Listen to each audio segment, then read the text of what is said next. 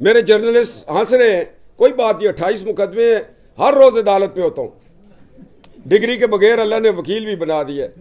इसके निकाटे पीरों के घर गए, पीर नहीं लेके आ गए। क्या आप पे यकीन कोई करे? काला बाग वालों के घर तुम बची हुई पीते थे, उनके साथ क्या किया, अभी निकला है या नहीं स्कैन? बची हुई पीने से क्या मुराद है?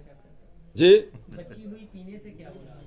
उसको कहते हैं जो बोतल में आखिर में रह जाए उसको बची हुई कहते हैं जी, जिसको छड्डू शराब कहने, जी छड़ दे ना खानदानी बंदा पीने वाला, फिर इस तरह के पीने उन्हें उस घर का भी लिहाज ना किया। क्यों मीर साहब? बिल्कुल सही किया, खुल के बात करेंगे जी। नहीं मक्कू नहीं भाई साहब, रियासत और इमरान खान दो मुख्तलिफ नजरिए हैं।